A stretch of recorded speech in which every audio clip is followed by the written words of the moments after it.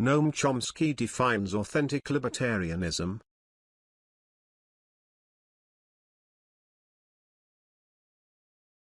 My life and work have been kind of schizophrenic.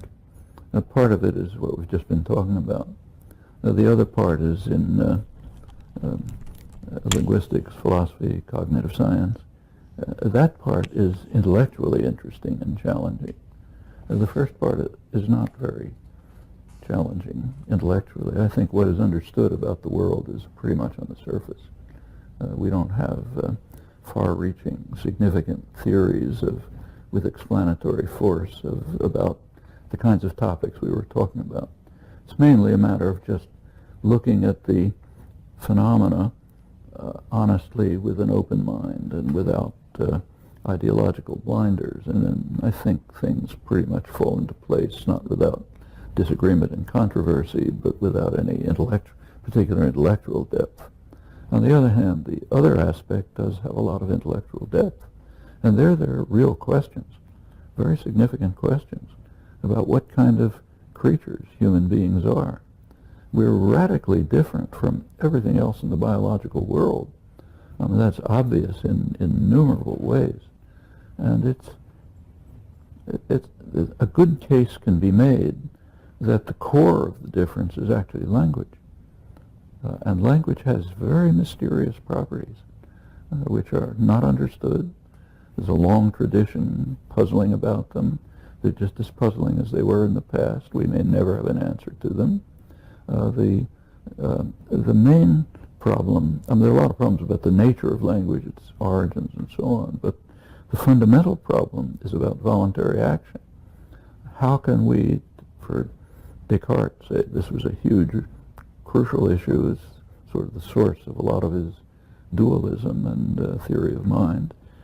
How can human beings have the capacity to freely use an infinite, unbounded number of expressions in an innovative way, new ones, which are appropriate to circumstances but not caused by them, which is a huge difference, and which are intelligible to others who can recognize that they could have, it evokes thoughts that they could have expressed the same way, sometimes called creative aspect of language use.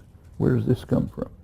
And it's actually a special case of something more general, voluntary action. And that's just not understood.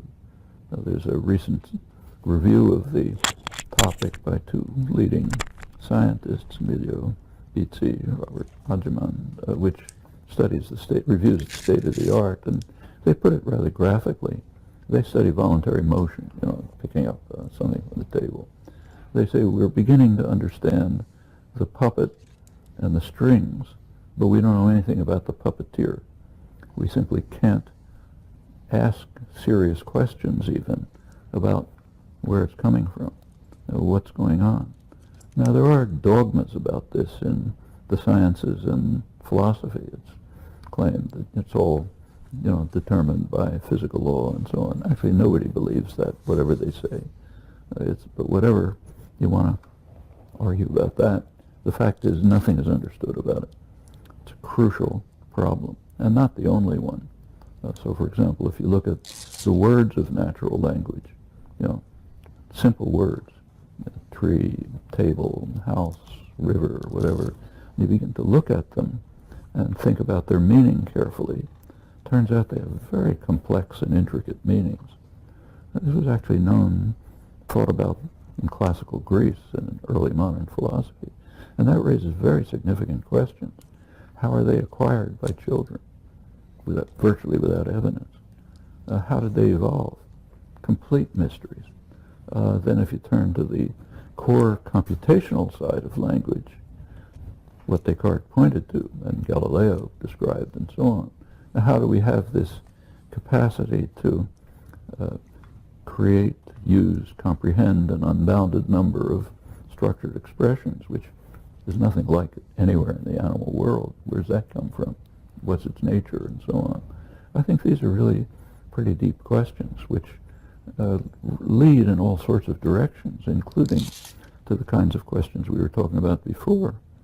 So for, again, Adam Smith and many of his contemporaries, the core of human nature is a kind of creative need which must be encouraged and developed in any decently functioning society, and any interference with it is illegitimate.